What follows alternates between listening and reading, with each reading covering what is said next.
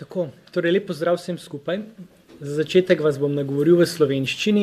Moje ime je Boštjan Jerman, sem svetovalec za Slovenijo pri informacijski službi Združenih narodov na Dunaju. Torej, na kratko bom povedal, kako bo današnji dogodek potekal. Na začetku bom naredil kratko predstavitev gospoda Davida Erbotha. Sledil bo seveda njegova predstavitev, katere so ključne ugotovitve njegovega uradnega obiska, in potem v zadnjem delu seveda bo vesel, da bo sprejel vaša vprašanja. Rad bi vas tudi opozoril, da imamo tudi simultano prevajanje, tako da za tiste, ki potrebujete v slovenščino in v angleščino in obratno. Tako lahko tudi seveda vprašanja zastavite v slovenščini, kolikor želite. Tako da za začetek, torej David Erboth je posebni poročevalec za človekove pravice in okolje. Je izredni profesor prava, politologije in trajnostnega razvoja na Univerzi Britanske Kolumbije.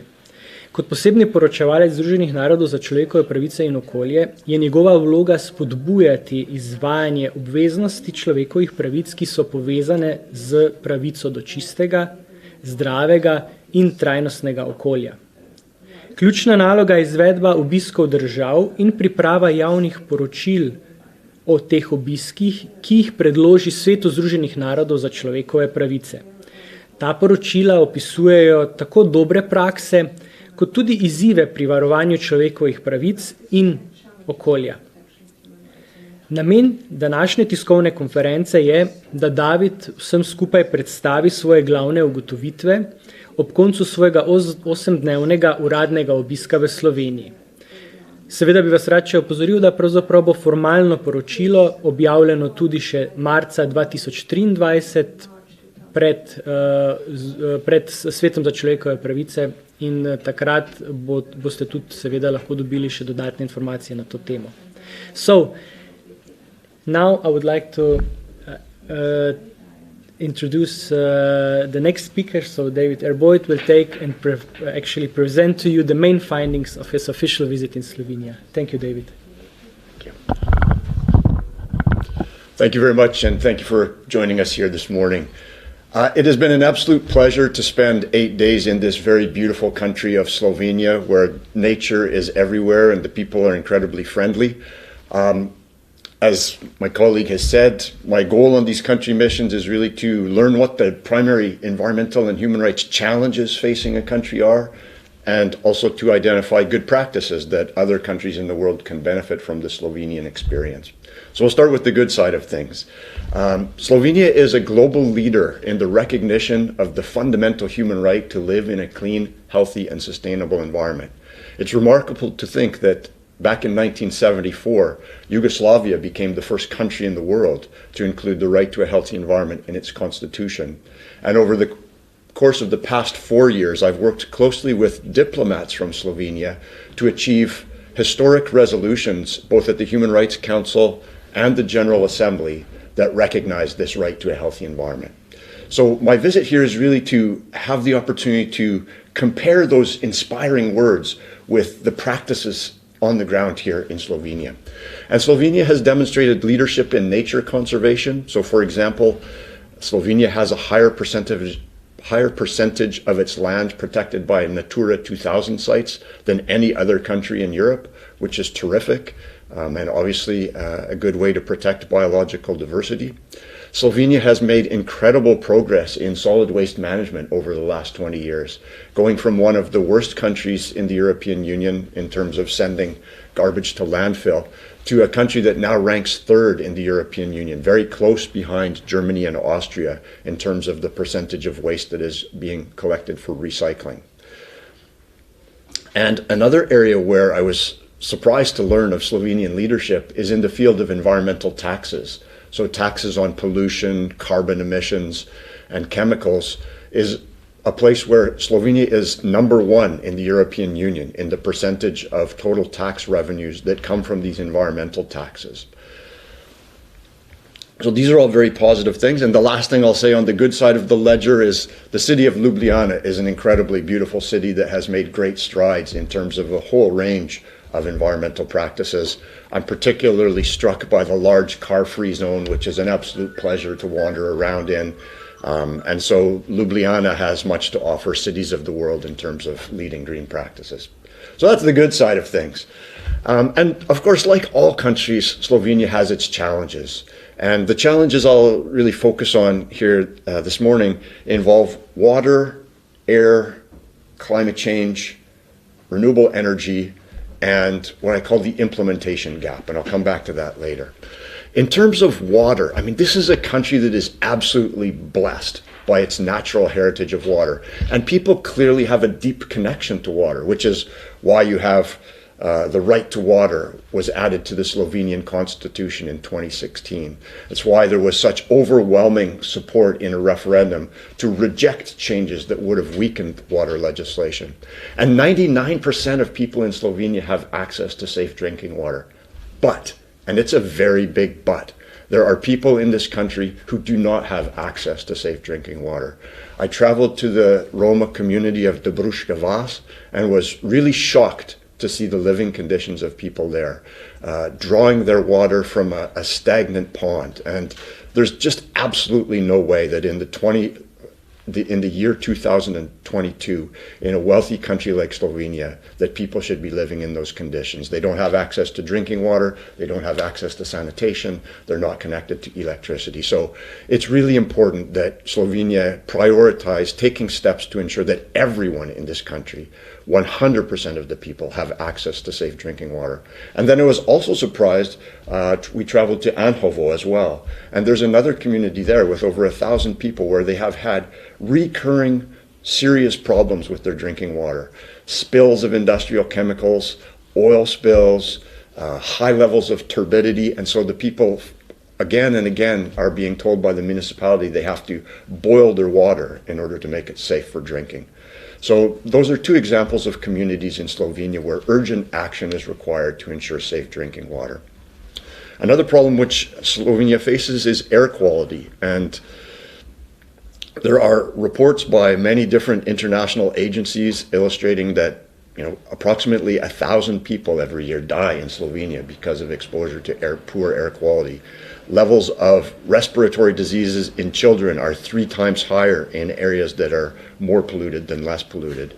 And even a beautiful city like Ljubljana ranks 279th out of 344 European cities in terms of air quality. So there's quite a bit of work to be done, and there are what we call pollution hotspots. So again, Anhovo, where you have this community which for decades was subjected to horrible health impacts of asbestos exposure. So I met with people who had lost close friends and many family members to these horrible asbestos-related diseases, asbestosis, which is a degenerative lung disease, lung cancer, and mesothelioma, which is a type of cancer caused only by exposure to asbestos. So you have this population that's been through that historical trauma, many of whom themselves have respiratory illnesses related to asbestos exposure, and yet they are right beside this large industrial facility that is generating high levels of air pollution. So in places where there are vulnerable populations like that, it's critical that the government of Slovenia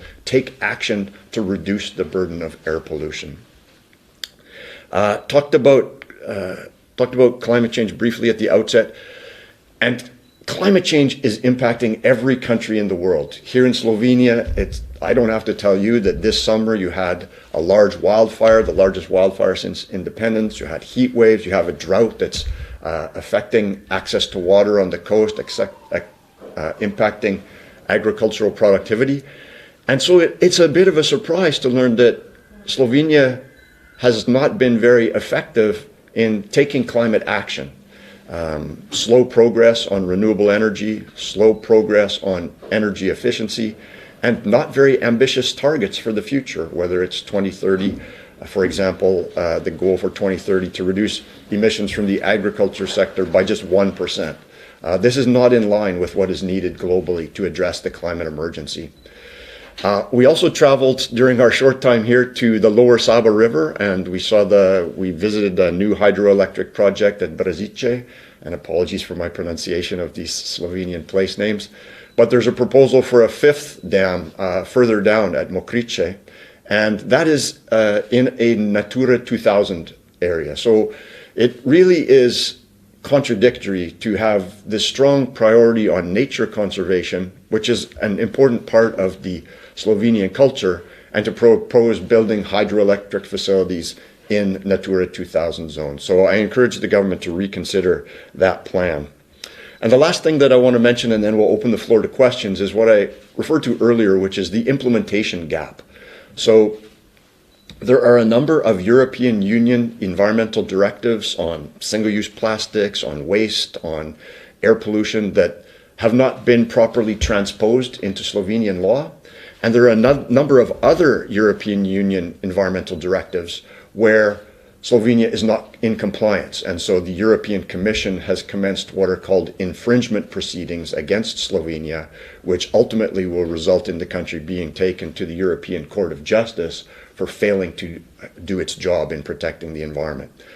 And I think one of the biggest reasons for this implementation gap is that the government is not allocating sufficient resources to environmental protection.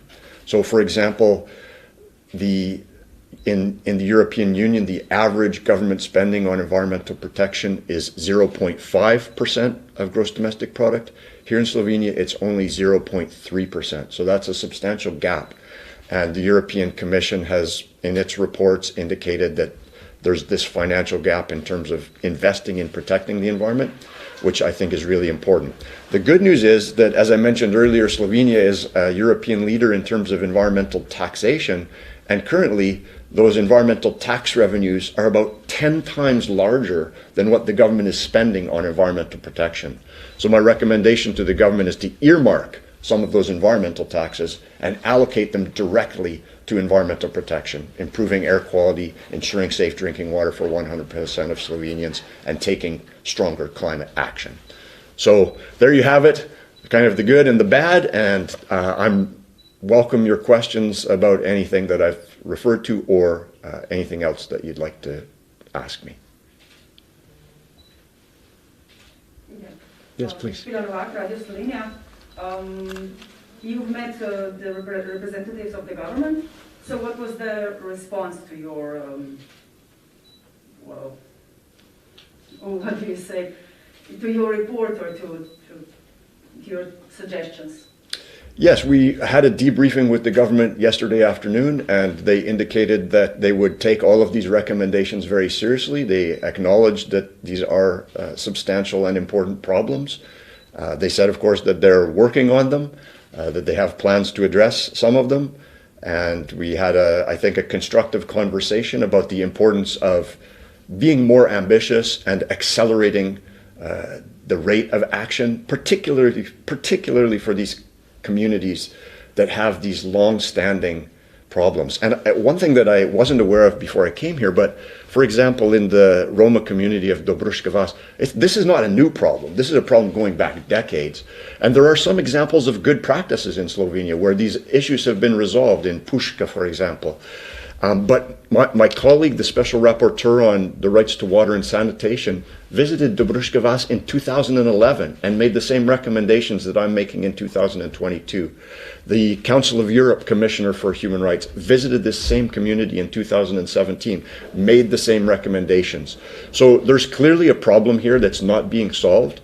And under Slovenian law, pursuant to the Roma Community Act, the national government has the opportunity to step in and solve these kind of problems, but it takes that leadership of the national government to do so. And I'm really hopeful that this additional attention that my visit has brought to that situation will result in the government taking those leadership actions.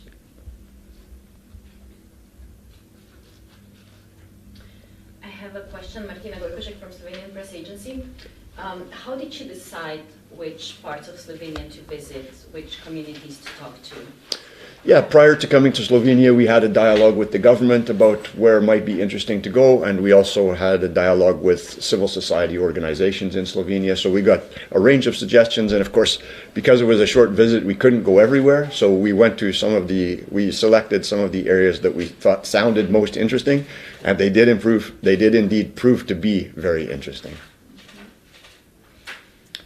One more, when it comes to the renewable energies, you mentioned this contradiction between nature conservation, and there is a need to get more renewables, happening in Slovenia.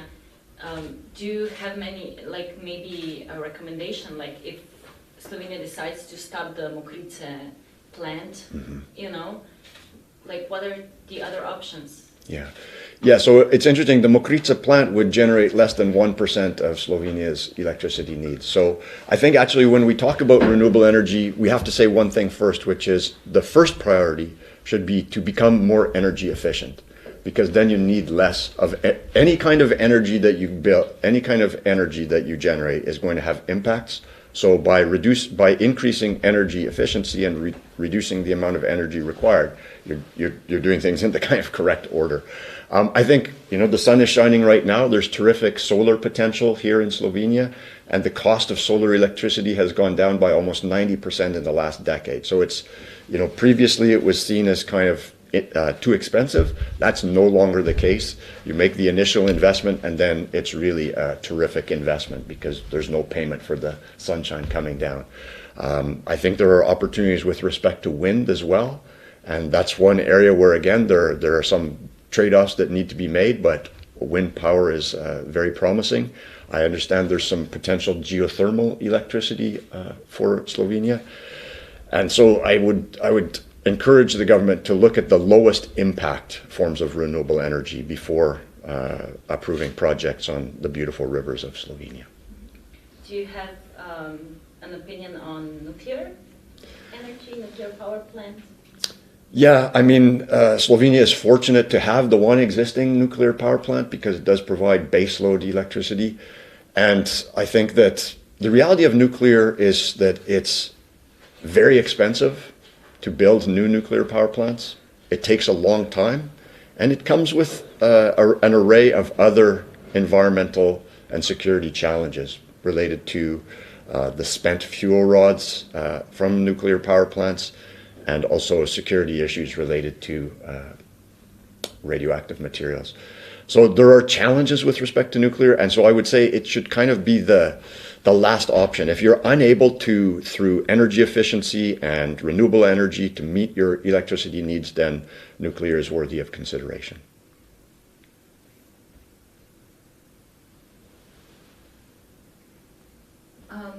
Maybe another one. Please. Somebody else has questions. We're living in, let's say, challenging times, especially Europe is preparing for a hard winter. Yes. It will affect consumers, households with high costs, especially high costs of energy. How do you see this issue when it comes to environmental human rights?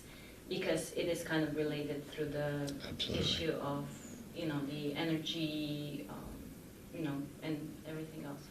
How do you see this impacting maybe Slovenia or Europe in general? Yeah, this is a really important issue, and the reality is what this current energy crisis is telling us for the umpteenth time is that we should have moved faster towards energy efficiency and renewables. So, I just completed a country mission to Portugal. Portugal has, over the last 5 years, really aggressively invested in renewable energy. So they went from 40% of their electricity generated by renewables 5 years ago to 60% today. They'll be at 80% in 4 years. They'll be at 100% by the end of this decade. And what they found is that their energy costs have gone down, their energy security has gone up. And so they're really, I think, a leading example of how taking these steps that I've outlined earlier in terms of energy efficiency and renewable energy should be top priorities going forward, because this current energy crisis may well not be the last energy crisis. In terms of dealing with the imminent winter that is before European countries, I think it's appropriate for governments to focus support on people who are living in energy poverty, for example. I think there was kind of a too rapid reaction to give subsidies to everyone. And the reality is you don't need to subsidize wealthy people's use of energy. Governments with limited resources should be targeting those who really need that support. And also, subsidizing, for example, continuing to subsidize people to drive is really problematic in the context of the necessary transition to different forms of mobility. You know, walking, cycling, public transit, building the rail network. One thing I was really surprised by here in Slovenia is how difficult it is to travel by rail and how excellent the highways are. I mean, clearly there has been a priority given here to private vehicle infrastructure, and that's another of my recommendations to the government, is to really redirect that financial support towards rail, towards public transit. And in cities like Ljubljana, you have tremendous potential for cycling and walking.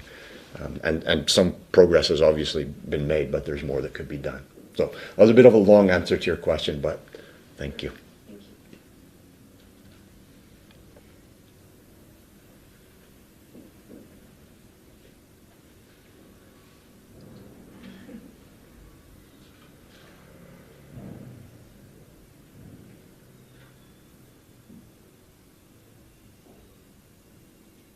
Okay, maybe I'll ask another question.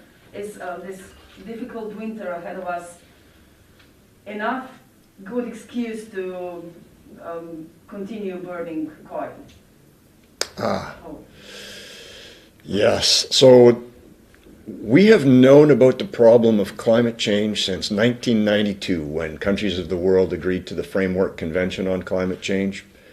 And so that was 30 years ago. And I really believe that in wealthy nations, all coal-fired power plants should be closed as soon as possible. Portugal, again, to use a recent example, Portugal, which is, you know, not a wealthy nation like Norway, Portugal closed its last 2 coal-fired power plants last year. So I think, you know, Slovenia's plan is to close its coal-fired power plant by 2033. I just don't think that that reflects an appropriate degree of urgency given the climate emergency.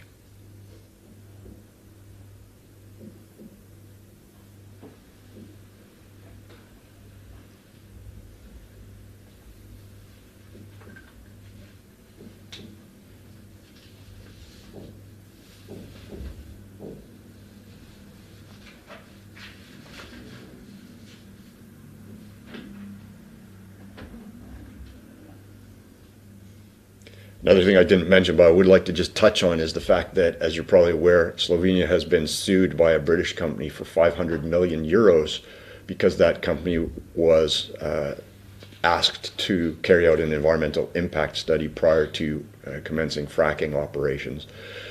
These types of disputes between foreign investors and national governments are becoming increasingly common around the world and increasingly problematic in the context of the urgency of addressing the climate crisis. Studies have shown that if all of the countries of the global north were to take the actions needed to meet their commitments under the Paris Agreement, they could be liable for up to $340 billion in compensation to fossil fuel companies. So I think that governments like Slovenia need to look at these international trade and investment treaties to which they're parties and make their strongest efforts not only to defend themselves against these types of cases, but also to renegotiate these terms of the treaties so that these types of cases are no longer possible.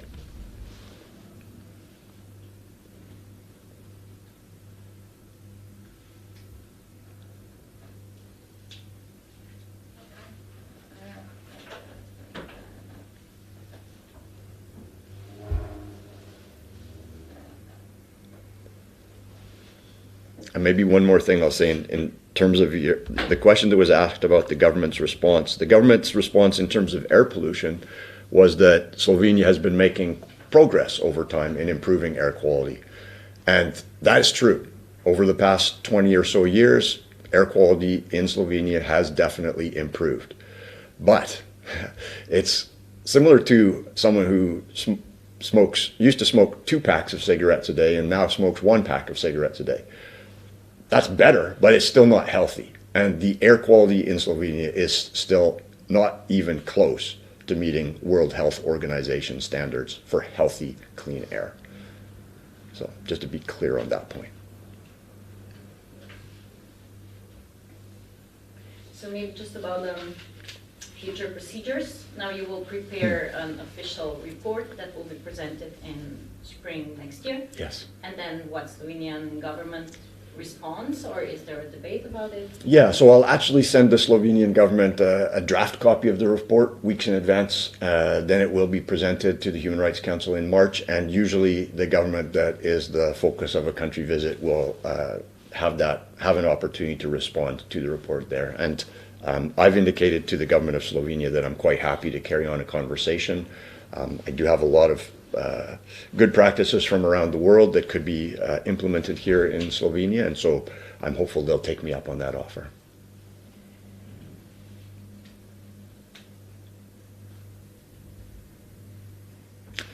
If there's no further questions, I suggest we call it a morning and go for some more of that excellent Slovenia coffee. Najlepša hvala vsem. Thank you very much for your time today. Thank you.